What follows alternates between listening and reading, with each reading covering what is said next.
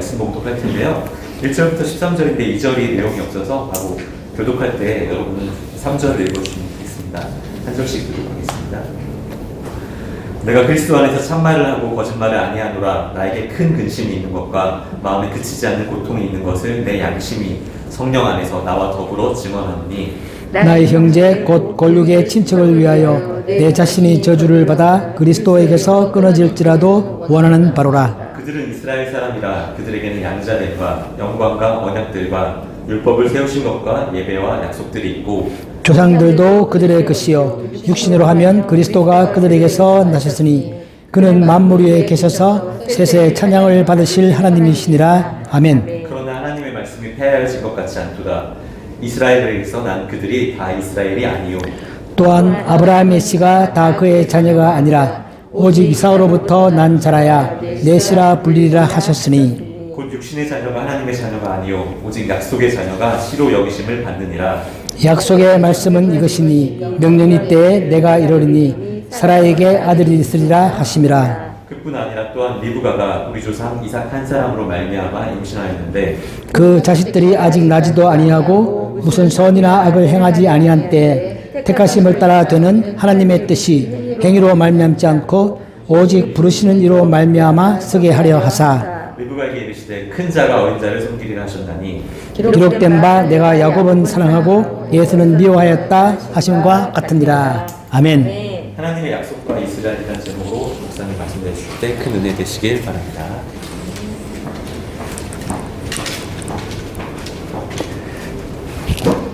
네. 잘 지내십니까? 네.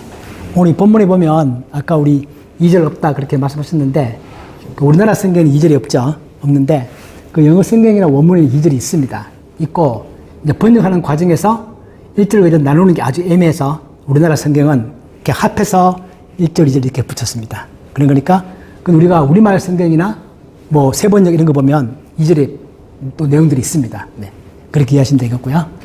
자, 오늘 이 부분은 로마서가 전부 우리가 8장에서 일단락이 났는데 8장 마지막에 어떤 내용들이었죠? 8장에서 강조했던 것은 뭐냐면 그 어떤 것도 우리를 하나님의 사랑에서 끊을 수 없다. 그거였죠. 또 우리가 그때 참 듣고 기뻤습니다. 기뻤는데 바울이 갑자기 생뚱맞게 갑자기 이스라엘 민족에 관한 얘기를 합니다. 그래서 갑자기 왜 이렇게 주제가 확 바뀌나? 그렇게 생각할 수 있지만 이 바울이 이렇게 말하고 싶은 얘기는 뭐냐면 만약에 정말 하나님의 사랑이 우리를 향한 하나님의 사랑이 그 어떤 경우에도 끊어지지 않는다고 한다면 그럼 구약에 보면 하나님께서 이스라엘 민족에게 많은 약속을 하셨는데 그 약속은 어떻게 되는 거냐? 그 하나님은 그 약속을 잘 지키셨는가? 만약 하나님께서 이스라엘 민족에 대해서 하신 그 약속이 잘 지키지 않았다면 방금 우리가 말한 하나님께서 우리를 향하신 그 사랑이 끊어지지 않는다고 우리가 어떻게 확신할 수 있겠는가? 라고 이야기하는 것입니다. 그래서 이 부분이 이제 로마서에서 좀 큰 변화의 한 부분이긴 한데 그러나 바울이 의도적으로 앞에서 하나님의 사랑이 결코 끊어지지 않는다. 그 말을 하면서 그것이 이스라엘의 경우에도 똑같이 적용이 된다. 그런 얘기를 좀 하고 싶은 겁니다. 그 오늘 이야기 주제는 뭐냐면 이거죠. 그런데 바울이 하고 싶은 얘기는 뭐냐면 하나님께서 아브라함에게 뭔가 약속을 하셨다. 그런데 그 밑에 보니까 아브라함의 후손들 중에서는 안 믿는 사람들이 꽤 많더라. 그런 얘기입니다. 바울이 현재 예수님을 전하고 있을 때 이스라엘 민족 가운데서 많이 안 믿고 있다 이거죠. 그렇다면 하나님께서 이스라엘 민족에게 주신, 즉 아브라함에게 주신 그 약속이 왜 안 지켜지는 거냐? 그럼 하나님께서 안 지키시는 건가? 그런 질문을 하면서 그런 게 아니다 라고 답을 하면서 하나님은 아브라함에게 약속을 하셨는데 그렇다고 해서 아브라함의 후손으로 태어난 모든 사람들에게 하나님이 다 약속한 것은 아니다.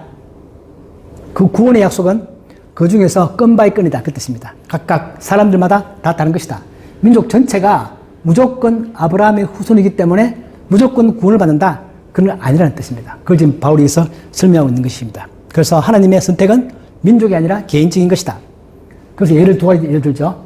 이스마엘과 이삭의 경우를 예를 들고 또 에서와 야곱의 경우를 예를 듭니다. 그러면서 결론적으로는 하나님의 약속은 신실하게 지켜졌고 또 앞으로 이스라엘 민족에게도 신실하게 지켜질 것이다. 그러면 우리들에게 향한 하나님의 사랑도 우리가 하나님께서 신실하게 지키신다라고 우리가 확신할 수 있다. 그런 말 하고 싶은 거죠.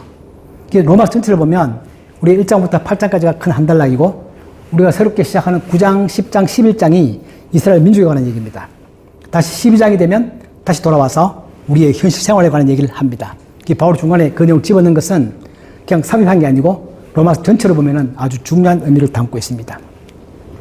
자, 우리가 이제 그림을 잠깐 정리하면 너무 잘 아시겠지만 하나님은 아브라함에게 약속을 하셨죠. 아브라함한테, 그죠? 어이구. 아브라함에게 약속을 하셨는데 아브라함 밑에 보면 이스마엘도 있고 이삭이 태어나고 또 이삭 밑에 에서와 야곱이 태어나고 그 야곱 밑으로는 전부 다 이제 북이스라엘과 남한국 유대로 나누어지면서 우리가 보통 이스라엘 민족 그러면 야곱의 후예들이죠. 그러니까 야곱 밑으로 태어난 사람들은 전부 다 이스라엘 민족인데 그런데 그 전에 에서라든지 이스마엘은 아브라함의 후손이지만 이스라엘 민족이 아닙니다. 그죠? 그래서 우리가 또 이스마엘은 보면 아랍의 지금 한 민족을 이루고 있고 우리가 알고 있는 이슬람교를 창시한 무함마드는 자기가 스스로 나는 이스마엘의 후예다 그렇게 말하고 있죠. 그래서 이렇게 되어 있는 것입니다. 이게 우리가 이제 이 그림을 머리에 좀 담을 필요가 있죠. 자, 바울은 자기 민족에 대한 안타까움을 표시합니다. 이렇게 말하는 이유는 뭐냐면 이스라엘 민족들이 볼 때는 바울은 그 민족의 배신자입니다. 이스라엘 사람들은 하나님은 우리만의 하나님, 하나님은 우리를 신 하나님, 이방인들은 하나님의 구원을 받지 못하는 사람들 그렇게 생각하고 있는데 바울이 그게 아니야. 그게 아니고 하나님은 모든 민족의 하나님이고 하나님의 구원은 모든 민족에 다 있는 것이다. 그렇게 말하니까 이스라엘 민족 입장에서는 우리 민족의 배신자 다 그런 낙인을 찍히는 거죠.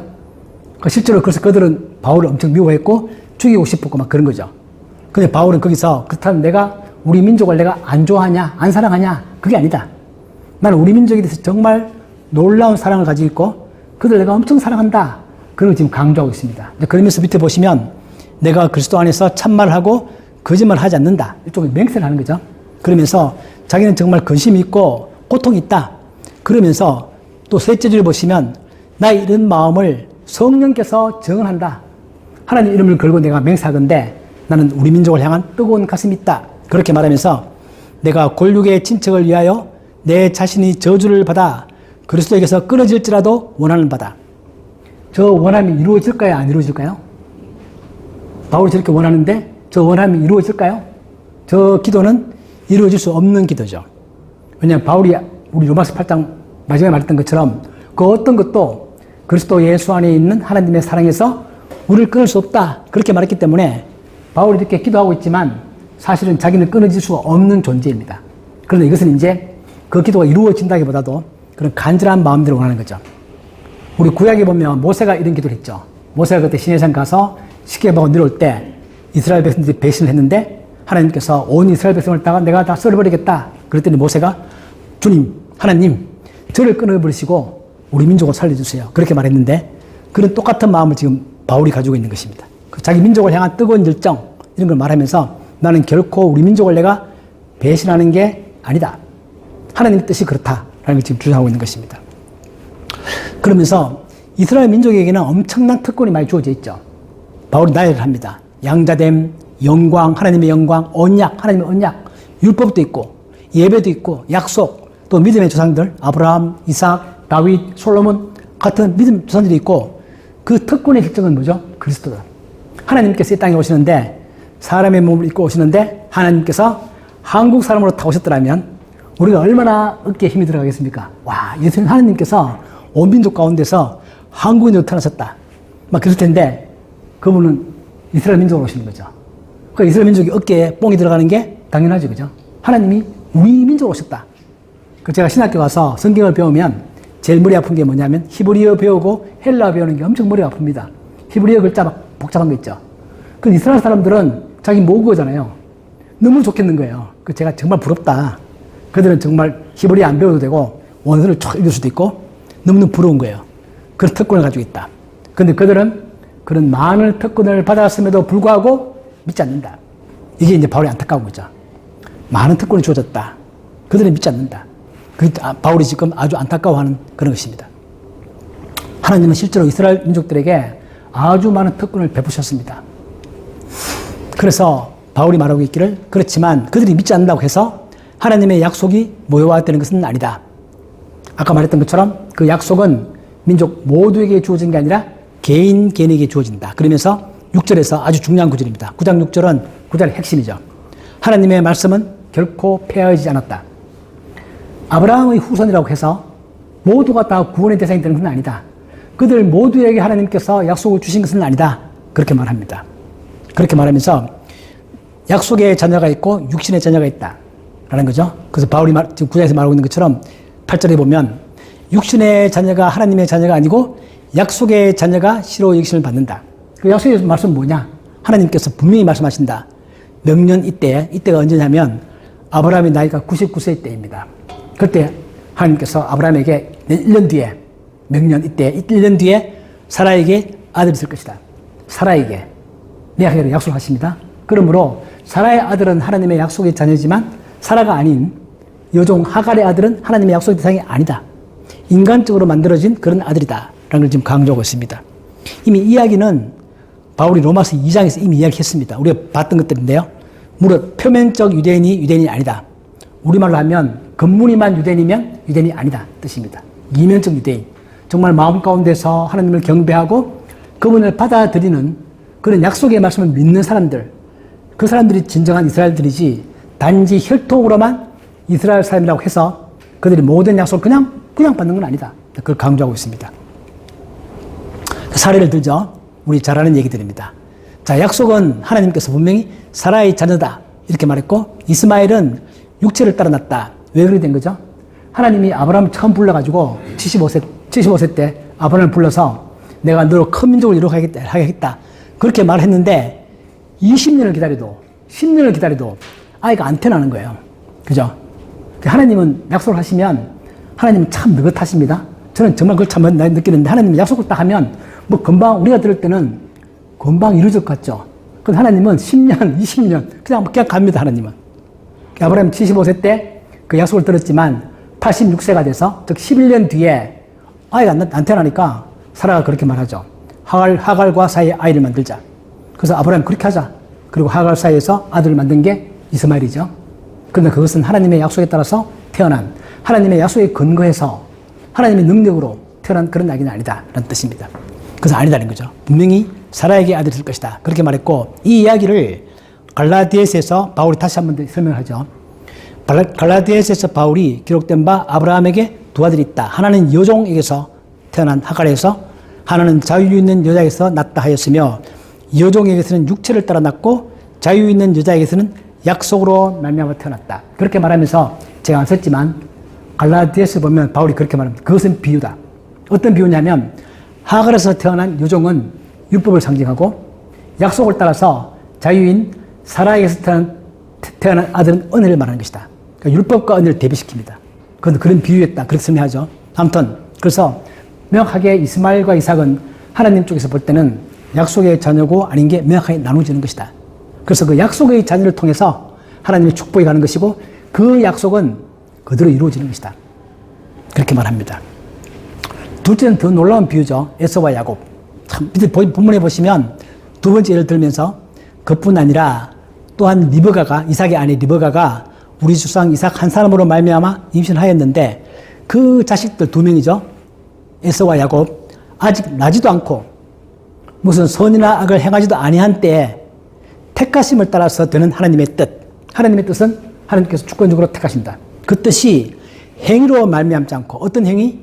에서와 야곱의 행위가 아니고 왜냐하면 에서와 야곱은 엄마 아빠가 같고 또 그리고 쌍둥이입니다. 같은 시간에 태어나고 동양으로 치면은 사주팔자가 똑같은 거예요. 그죠?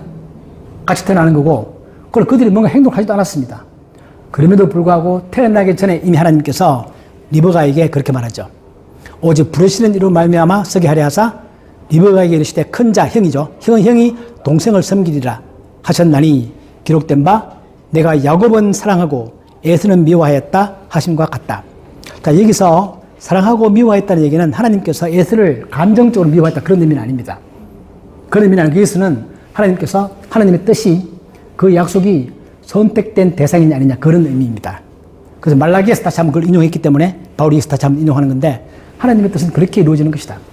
하나님께서 여러분들을 선택할 때는 우리 성경이 말하고 있는 바는 여러분들이 태어나기 전에 여러분들이 뭔가 착하거나 행동을 하기 전에 이미 하나님은 나의 백성으로 선택을 한다는 뜻입니다. 안 믿는 사람들이 볼 때는 거북하고 듣기 싫고 말도 안 되는 얘기죠.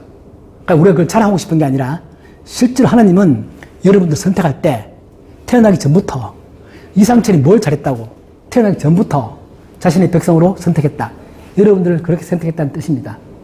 그것이 본문이 명확하게 보여주는 것이 뭐냐면 에서와 야곱은 우리가 성경을 보더라도 야곱이 그렇게 뭐 훌륭한 인격도 아니고 뭔가 좀 잔재 좀 많이 부리고 좀 마음에 안 드는 부분 되게 많은데 하나님의 뜻은 일방적으로 야곱을 선택한다. 에서는 선택하지 않는다. 그런 뜻입니다. 우리 인간적으로는 에서가 더 훌륭할 수도 있죠. 그런 게 아니라 그래서 하나님의 뜻은 그렇게 이루어지는 것이고 사람의 행위와 무관한 것이다. 이건 바울이 지금 와서 예수 그리스도로 말미암아 우리가 은혜로 구원을 받는다. 그렇게 주장해서가 아니고 이미 옛날부터 창세기 때부터 하나님은 자기의 백성을 이렇게 주권적 행동으로 선택을 한다. 그 뜻입니다. 그래서 하나님은 그분의 신실하심은 여전히 지속되는 것이다. 그러니까 이스라엘 민족이 믿지 않더라도 하나님은 그를 믿는 모든 자에게 신실하다. 이스라엘 중에서도 그렇고 이스라엘 사람이 아닌 사람에게도 그렇다는 뜻입니다. 우리가 너무 잘 알고 있는 요한복음 1장 12절 13절에 보면 사도 요한이 그렇게 말하죠. 영접하는 자, 곧 그 이름을 믿는 자들에게는 하나님의 자녀가 되는 권세를 주신다. 우리 쪽에서 볼 때는 우리가 믿는 자들이죠. 하나님 쪽에서는 하나님의 선택입니다. 그러면서 바로 이어서 나오죠. 이는 혈통으로나 육정으로나 사람의 뜻으로 나는 게 아니라 오직 하나님께로부터 나는 것이다. 그러니까 여러분들은 육정이나 혈통을 따라 나는 게 아니라 하나님의 뜻으로 하나님의 선택으로 하나님의 자녀가 되는 권세를 얻은 것입니다. 또 그것은 바로 내가 주님을 믿는 모습으로 나타나는 것이고 이게 로마 전체가 말하고 있는 그런 핵심들이죠. 이게 오늘 본문의 내용들이죠. 앞으로는 이제 10장과 11장에 가면 근데 이 이스라엘과 이방인의 관계는 되게 오묘합니다. 우리가 쉽게 이해할 수 없는 하나님의 깊은 지혜 그 속에 담겨 있습니다. 특히 또 바울이 오늘 이 본문에서 이스라엘 민족에 관한 얘기를 하는 이유가 뭐냐면 지금 이 책이 우리가 보고 있는 책이 무슨 책이죠? 편지가 로마서입니다. 로마서. 바울이 어디에 보낸 편지? 로마에 있는 교회에 보낸 편지. 그 로마 교회에는 이방인도 있었고 유대인도 있었는데 누가 더 쪽수가 많은 거냐면 이방인들 쪽수가 훨씬 더 많았습니다. 로마 교회 자체가. 그 이방인들은 로마 교회를 구성하고 있으면서 바울이 얘기를 듣고 복음을 들으면서 괜히 좀 뻐기는 것입니다. 아, 유대인들 그들이 그 특권을 받았음에도 불구하고 잘 믿지 않고 메시아를 십자가에 못 받고 그렇게 폐색했지. 그러나 우리는 믿어서 이렇게 구원을 받았어. 알게 모르게 옛날에 유대인들이 이방인들을 좀 무시했던 것처럼 신학시대에 와서 초기에 오히려 반대로 이방인들이 유대인들을 약간 무시하는 그런 경향이 있는 것입니다. 그래서 바울이 그런 게 아니다. 그런 게 아니고 누구나 다 똑같이 하나님의 부르심을 따라서 구원을 받은 것이고 하나님께서 이스라엘 민족에 대해서 나중에 보면 11장에 가면 모든 이스라엘 민족들이 진짜 믿는 사람이 많이 나타나게 되고 그들 모두를 구원할 것이다. 그렇게 말하는 거죠. 그 뒤에 가면 그런 얘기 나오죠. 이방인들은 접붙임을 받은 것이다. 유대인들이 뿌리에 접을 붙였다. 그러므로 너희도 역시 그렇게 교만하고 자만하면 똑같이 자른다. 그런 말씀을 하는 거죠. 그래서 유대인과 이방인 사이에서 그 균형을 맞추는 서로 간에 자만하지 않게 그렇게 하는 것이 바울이 이런 말 하고 있는 중요한 이유이기도 합니다. 유대인들의 죄는 일종의 시기심이죠. 우리만의 하나님.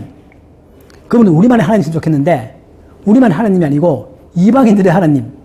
잘 믿어지지 않습니다. 왜냐하면 구약을 보면 항상 하나님은 이스라엘 민족의 하나님이었고 이스라엘 민족 아닌 나라들을 항상 전쟁을 하면 이스라엘 이기게 하시고 그런 분이셨기 때문에 그들 문화 속에서는 하나님이 이방인의 하나님이다? 라는 사실 쉽게 받아들이지 않습니다.